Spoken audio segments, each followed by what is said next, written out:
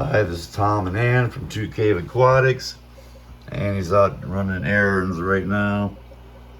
And this is a 75-gallon planted aquarium. It's doing really well. I've added a few new little neon tetras here. They're pretty tiny. And back there you can see little harlequin rasboras. I put a few of them in there. We'll see how they do. Sometimes these little guys, I don't know, sometimes the little tiny ones don't make it. But here are some of the other my bigger neons. They've been here for a while. And then you can see some of the tinier ones back in there, really small compared to these. But things are going well in here. I'm putting some new Christmas moss on top of these rocks here. I got a quarter-pound of Christmas moss from Modern Aquariums for about 40 bucks, $45, I think. And that's a pretty good deal because I bought mosses and stuff online before, and with shipping and everything, they can get to be a little outrageous.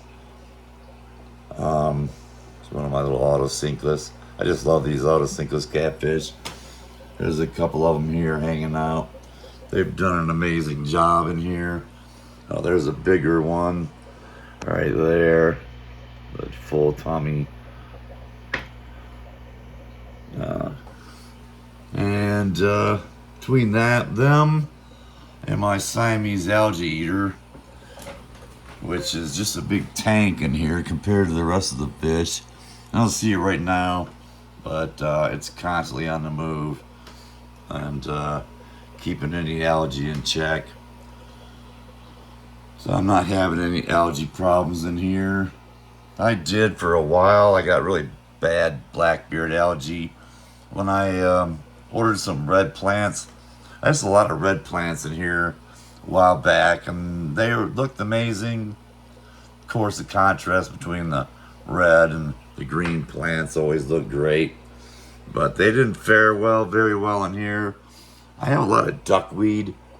I just took a bunch of it out, but I have a lot of duckweed in here, and that cuts down on the light intensity, and I'm not willing to compromise on that.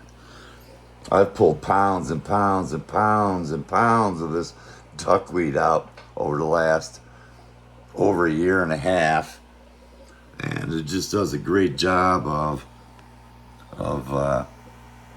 eating up those nitrates and nitrites and ammonia and heavy metals or anything that might be in here, along with the plants. But it multiplies like crazy, and there'll be a thick blanket on top of here in a couple of days.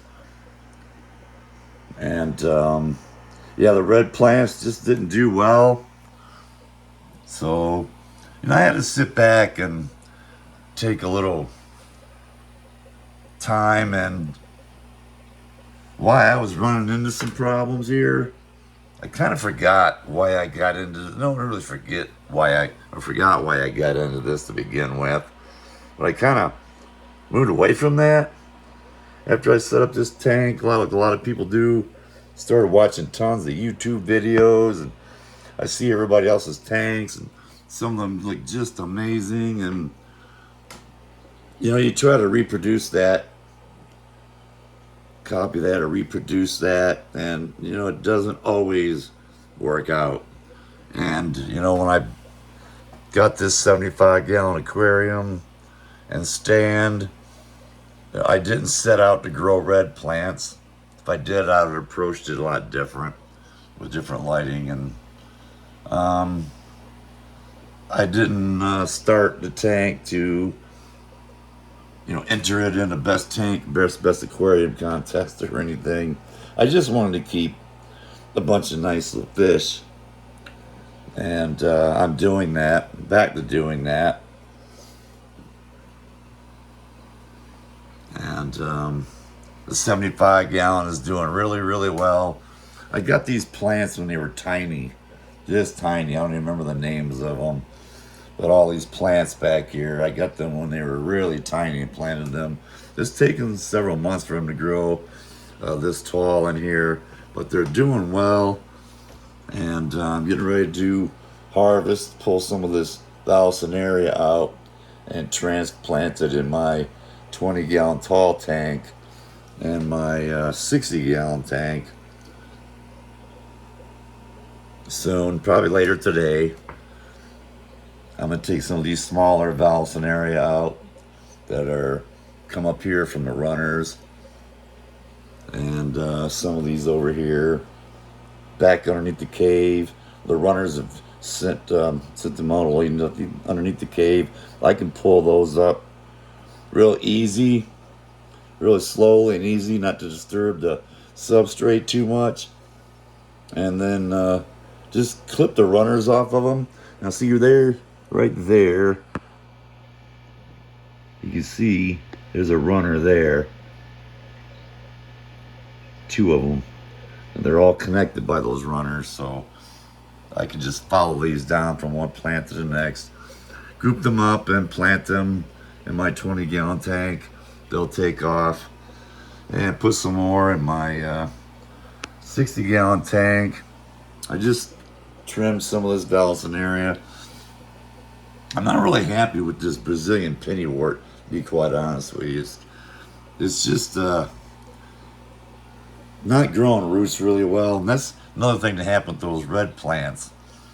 As long as they were in there, they just never really grew any roots. They just never, even after a couple of months, when I decided to pull them out of there, they really didn't have any roots at all to speak of. So, no wonder they failed. But I don't order plants online anymore. I just get them from the local Petco. I can go in there and pick out the plants myself. I don't have to pay for shipping. And they're not coming in with, I don't get them coming in with snails. I got a massive infestation of bladder snails early on that I finally got rid of. It took me months. And I've got some ram's horn snails in here that came in on some other plants, and they were kind of out of control, but I've got them doing pretty good with them. There's not a ton of them in here anymore. I'm okay with half a dozen or a dozen or so in here. That's fine, but I want to keep the numbers down. I like my golden mystery snail, my black devil spike snails, my rabbit snails. And this duckweed, I didn't order at all. It came in when I ordered, I think, some of these black devil spike snails. There was just literally one little piece, one or two maybe at the most, maybe two at the most, pieces of duckweed that came in that order. And I just tossed them in here, and they took off. They've been growing for over a year and a half, and just pounds and pounds and pounds of duckweed that's been helping keep the water parameters good. A lot of people don't like duckweed, but I'm really liking it. It's easy to control in this tank, and I've put some in a couple of other tanks. Some of the tanks have too much water flow, too much water agitation on top, and they don't like that. Duckweed doesn't like that, and that won't survive in a tank that has too high of a water flow. So all my cories here, waiting for some 2-flex worms or something. Feed them in here in a little bit. And longfin zebra danios are doing really well. I think they're the culprits. Look how fat that one is. I think they're the culprits that decimated my shrimp population in here. Had a good shrimp population until I put these guys in, and it just went downhill from there. But that's okay. They're big, they're beautiful. I really love them. And so that's the 75-gallon tank. It's doing really good. There's some catappa leaves in here. I've been keeping catappa leaves in here since almost the very beginning. A group of neon tetras in the back. And we've gotten some new subscribers, so I wanted to take the time to say hello to them and thank you very much for subscribing. I really appreciate it. And don't forget to like and subscribe. One of my little male endlers. He's really pretty. Don't forget to like and subscribe, and I'll be making another video here in just a few minutes and get it uploaded. And probably another one, maybe another one later this evening. So from Tom and Ann, hope everybody has a great day. Keep your hands in the water and just enjoy yourself. Enjoy the hobby. Don't get too caught up in what everybody else is doing or trying to copy or mimic. Or just do what works best for you and in your situation, and it's all gonna work out just fine. So have a great day and bye.